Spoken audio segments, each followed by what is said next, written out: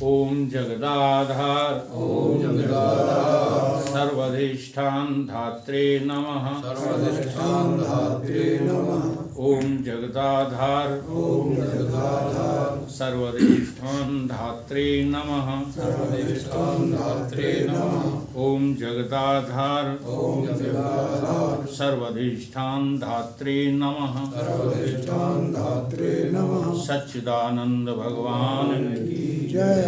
सत्य सनातन धर्म की जय। सतगुरुदेव भगवान की जय। वाल्मीकि जी बोले कि हे भरद्वाज, जब इस प्रकार राजा ने कहा तो मुनियों में शार्दूल विश्वामित्र जी ऐसे प्रसन्न हुए जैसे चंद्रमा को देख करके क्षीर सागर उमड़ता है। उनके रोम खड़े हो आए और कहने लगे कि राजा शार्दूल, तुम धन्य हो। ऐसे तुम क्यों न कहो। तुम्हारे में दो गुण हैं, एक तो ये कि तुम रघुवंशी हो और दूसरे ये कि वशिष्ठ जी जैसे तुम्हारे गुरु हैं जिनकी आज्ञा में तुम चलते हो। अब जो कुछ मेरा प्रयोजन है वह प्रकट करता हूँ। मैंने 10 गात्र यज्ञ का आरंभ किया। जब यज्ञ करने लगता हूँ तब खर और दूषण निशाचर आकर विध्वंस कर जाते हैं और मांस हाड़ और रुधिर डाल जाते हैं, जिससे वह स्थान यज्ञ करने योग्य नहीं रहता। और जब मैं और जगह जाता हूँ तो वह भी उसी प्रकार अपवित्र कर जाते हैं। इसलिए उनके नाश करने के लिए मैं तुम्हारे पास आया हूँ। कदाचित ये कहिए कि तुम भी तो समर्थ हो। तो हे राजन, मैंने जिस यज्ञ का आरंभ किया है उसका अंग क्षमा है। जो मैं उनको श्राप दूं तो वह भस्म हो जाएं, और श्राप क्रोध बिना जो है दिया नहीं जा सकता। श्राप बिना क्रोध हुए नहीं दिया जा सकता। इसलिए यहाँ पर एक बात बड़ी चिंतनीय है कि कभी भी किसी साधु को सताना मत। साधु माने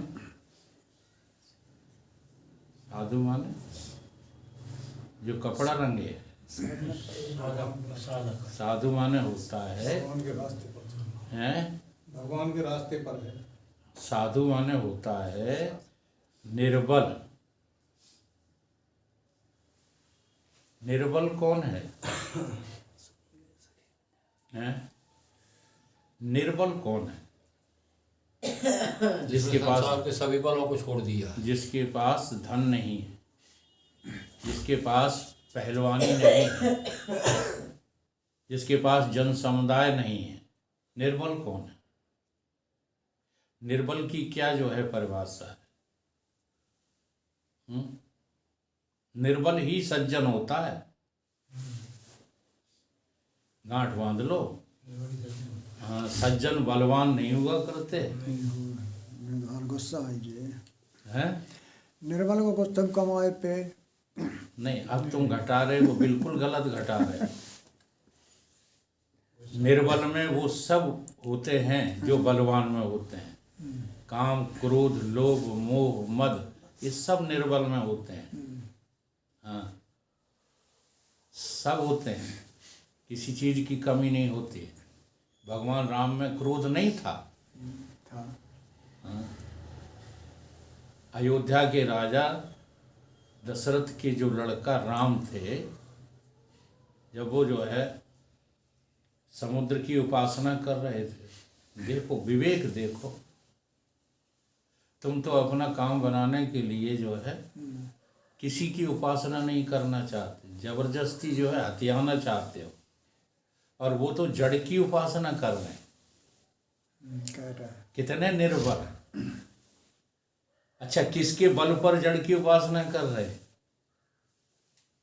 और तुम कहते हो कि क्रोध नहीं होता निर्बल में, तो क्रोध उन्होंने उसी समय प्रकट कर दिया। विनय न मानत जलद जल, गए 3 दिन बीत, बोले राम सकोप तब।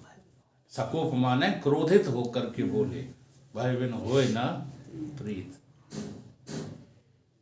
तो निर्बल की ये परिभाषा नहीं है कि जिसके अंदर काम नहीं रहा, क्रोध नहीं रहा, गांजा पी पी करके जो है सब खत्म कर लिया, अब डरे हैं, मुंह से लार टपक रही, वो काकाऊ पे क्रोध करेंगे हैं? दारू की एक बोतल चढ़ा ली, सड़क पे डल ली। अब कहते उन्हें उसे देखो कितना पीता, फिर भी उसे क्रोध नहीं आता। अब वो क्रोध करेंगे क्या? क्रोध करने के लिए भी विवेक चाहिए, कहाँ क्रोध किया जाए, कहाँ न किया जाए। तो निर्बल की परिभाषा क्या है? छोटी सी परिभाषा है, जिसको दुनिया का कोई बल आश्रय नहीं देता, वो तो उस बल के आश्रित रहता है जिस बल के बराबर कोई बल है ही नहीं, उसका नाम निर्बल। सुनीरे सखी मैंने निर्बल के बल, किसका बल चाहिए? अगर इतना विश्वास भी हो जाए तो बता दो जगत में कहाँ कोई समस्या है। हम अपने भरोसे को भी जो है तोड़ देते हैं, विश्वास भी खत्म कर देते हैं, फिर ज्ञान कहाँ से होगा? तो भरोसे में तो रहो।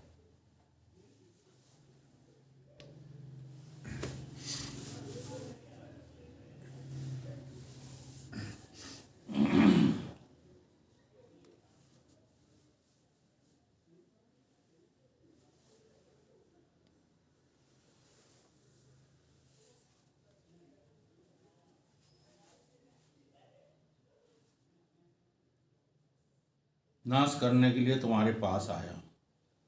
कदाचित ये कहिए कि तुम भी समर्थ हो, तो हो राजन, मैंने जिस यज्ञ का प्रारंभ किया है उसका अंग क्षमा है।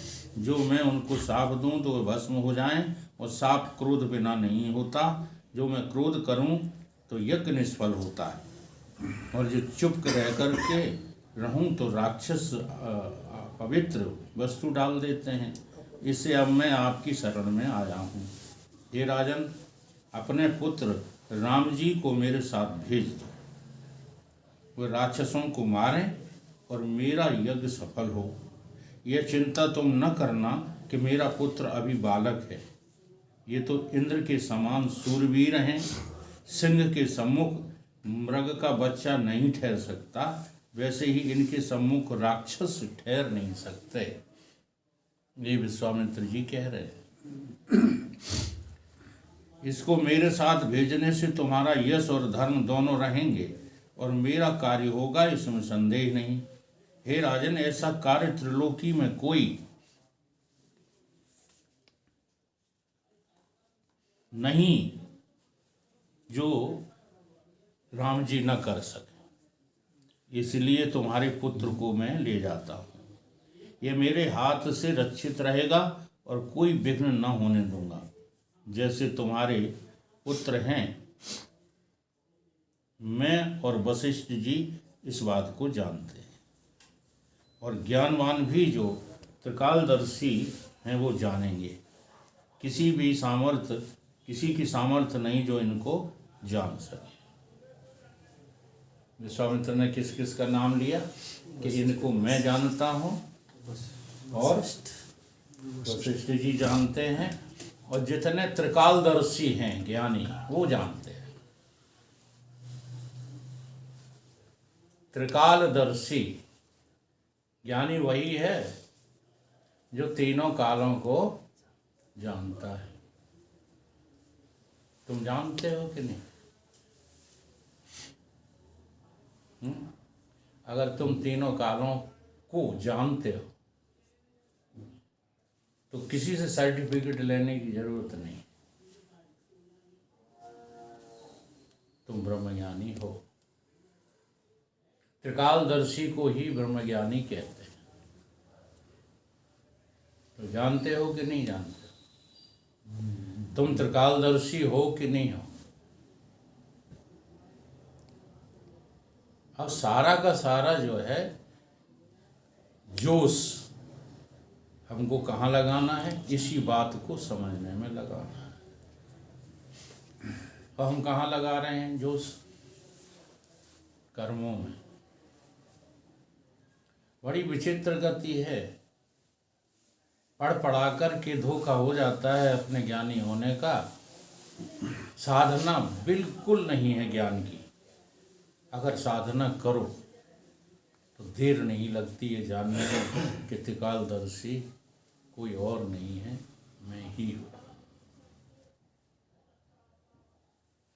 अब वही बात है तुम्हारे पास, लेकिन ये 6 शास्त्र, 18 पुराण, 4 वेद, सारी श्रुतियाँ लगी पड़ी हैं तुम्हें समझाने में। बड़ी गजब की बात है, जो चीज़ हमारी है, हमारे पास है, हमारा खास है, और उसी को हम नहीं समझ रहे, उसी को समझाने में सब लगे पड़े। वेद का और कोई उद्देश्य नहीं है। तमाम उसमें से कांड निकाल दिए, कर्म कांड, उपासना कांड, ज्ञान कांड। लक्ष्य क्या है? लक्ष्य यही बताना है कि वो कोई और नहीं है, तुम ही हो। कौन? त्रिकालदर्शी। कैसे हो? काल कितने होते हैं? 3। काल 3 नहीं होते। ये जो, अच्छा बताओ 3 कौन कौन से होते हैं? काला ये जो निकालेगा, जो जवानी निकालेगा, यहाँ में बुढ़ापा आ रहा है। नाम बता दो उनका। भूत वर्तमान भविष्य। भूत, वर्तमान और भविष्य। ये जो है एक ही काल की 3 शाखाएं हैं, ये काल नहीं है। गणना के हिसाब से हैं? गणना के हिसाब से भूत भविष्य वर्तमान कर दिया। हाँ, ये काल नहीं है। अब यहाँ ये कहा गया जो तीनों कालों को जानता है सो त्रिकालदर्शी। तीनों कालों, देखो, एक तो इनको जानना, काल की जो शाखाएं हैं उनको भी जो जानता है वो काल है। वो कौन है? इसलिए तुमने देखा होगा पहिया घूमता था महाभारत में, और वो कहता रहता था मैं काल हूँ, मेरी दृष्टि से कोई बचता नहीं है, बड़ा हुआ काल हूँ, मैं सबको जान रहा हूँ। कहता था कि नहीं? भूत को भी, वर्तमान को भी, भविष्य को। ये शाखाएं हैं काल की, ये काल के विषय है, काल के प्रकार नहीं है ये। और यहाँ त्रिकालदर्शी किसको कहा है? ये बहुत गहरा चिंतन है, जो तीनों कालों को मैं करके समझ गया है। वो 3 काल कौन से? उसका नाम त्रिकालदर्शी है। काल तो ऐसे जानता है जैसे आकाश सबको जानता है।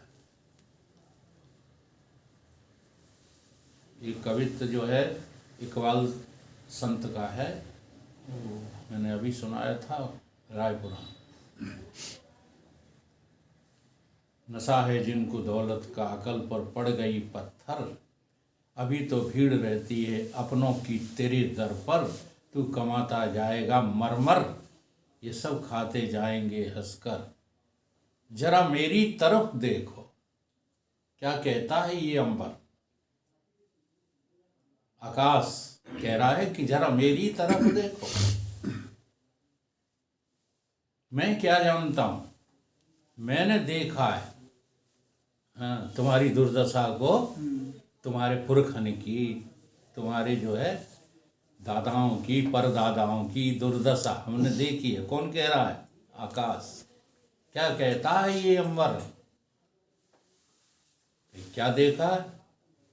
न जोरू काम आएगी, न साला काम आएगा,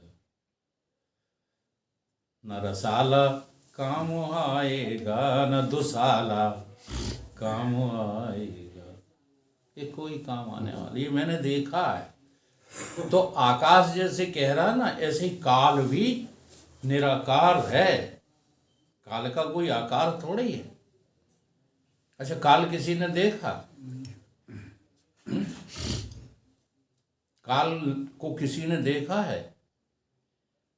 उनका काल आ गया, मर गए। तुम देख रहे थे जब आया था तब? काल सबको देखता है, काल को कोई नहीं देखता। और काल को यदि कोई देख लेता है, ठीक है, तो वो काल का दूसरा प्रकार प्राप्त कर लेता है। उसे कहा महाकाल। एक काल, एक महाकाल। और उस महाकाल को भी जो अपनी मुट्ठी में रखता है, यानी कि जानता है, उसका नाम क्या है? अतिकाल। ये वेदांत की जो है अनुभूति है। काल, अतिकाल, महाकाल अतिकाल। और अतिकाल। इन तीनों कालों को जो मैं करके, ये और कोई नहीं है, ये मैं ही हूँ, जो जानता है उसका नाम है त्रिकालदर्शी। उसे कहते हैं त्रिकालदर्शी। इसी को गीता में भगवान ने समझाया है कि क्षर पुरुष, एक अक्षर पुरुष और एक क्षर अक्षर से परे पुरुषोत्तम। वो परिभाषा, ये परिभाषा बिल्कुल सेम टू सेम। काल को भी जो जानता है वो कौन है? अतिकाल। वो तुम ही हो। काल भी तुम ही हो, अतिकाल भी तुम ही हो, वो सॉरी महाकाल भी तुम ही हो। अब महाकाल के विषय में देखो, जो यहाँ शब्द आया ना, वही रामायण में भी आया है।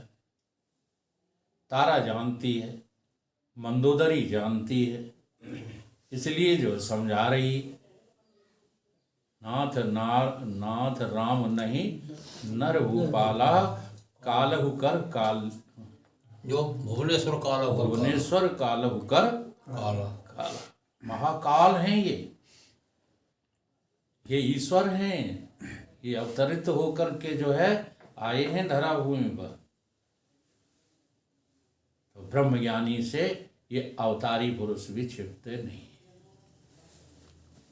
हमें तो 10 मिनट तुम प्रवचन सुनवा दो, बस मैं बता दूंगा ये कहाँ तक पहुँचे हुए महात्मा। क्योंकि ज्ञानियों की भी कैटेगरीज होती हैं, ज्ञान की कैटेगरी नहीं होती, ज्ञान को समझने वालों की कैटेगरीज होती हैं। जी हाँ, भिन्न भिन्न प्रकार की होती है। और तुम्हें लगता है भाई ज्ञानी जो प्रसिद्ध हो जाए, है ना, जो बड़ी गद्दी पर पहुंच जाए वे ज्ञानी है, ऐसा थोड़ी है। जिन्हें कोई भी नहीं जान पाया आज तक, वो भी ज्ञानी है। क्यों? कि ज्ञान को जो है ज्ञान स्वरूप देखने वाले को ज्ञानी कहते हैं। दुनिया की प्रसिद्धि प्राप्त कर लेने वाले को ज्ञानी नहीं कहते।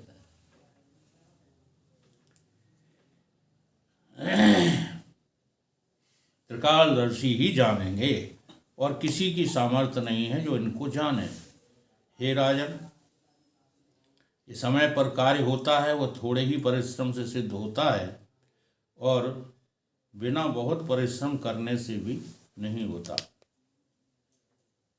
खर और दूषण, खर और दूषण प्रबल दैत्य हैं, मेरे यज्ञ को खंडित करते हैं। जब राम जी जावेंगे तब वह भाग जावेंगे, इनके आगे खड़े न रह सकेंगे। जैसे सूर्य के तेज से तारागण का प्रकाश क्षीण हो जाता है, वैसे ही राम जी के दर्शन मात्र से वे स्थित न रह पाएंगे। ऐसा कहकर वाल्मीकि जी बोले कि हे भरद्वाज, जब विश्वामित्र ने ऐसा कहा तब राजा दशरथ चुप होकर के गिर पड़े और एक मुहूर्त पर्यंत पड़े। राजा दशरथ की क्या हो गई बोलती बात। ये निशानी काहे की बताई है? मोह की। मोह की। कि वो जो बात कह रहे हैं वो उनकी समझ में नहीं आई है। इसलिए मोहित आदमी कभी भी जिससे मोह करता है उसको महान नहीं देख सकता, उसको अपने अधीन ही देखेगा। तो राजा दशरथ उन्हें केवल पुत्र देख रहे हैं। उनका वात्सल्य जो है मोह के रूप में परिणत हो गया है। वात्सल्य के भाव में उन्होंने वरदान मांगा था, अब वरदान जब पूरा हुआ तो मोही हो गए। इस प्रकार से ज्ञानी विस्मृत व्यवहार में कहूँ कि ज्ञानी संत, ज्ञानियों का भी जब व्यवहार में विस्मरण हो जाता है और उसी समय काल का अटैक हो जाए तो उन्हें भी फिर जो है जन्म और मृत्यु के चक्कर में पड़ना पड़ता है। इसलिए बड़ा सजगता रहनी चाहिए जीवन में। संतान प्राप्ति के बाद इन्हें मोह हुआ, पहले भी था जब संतान नहीं थी। मोह तो उनको वहीं हो गया था जहाँ उन्होंने जो है मन और शत्रुपा के रूप में प्रसाद मांगा था, वहीं से मोह हो गया।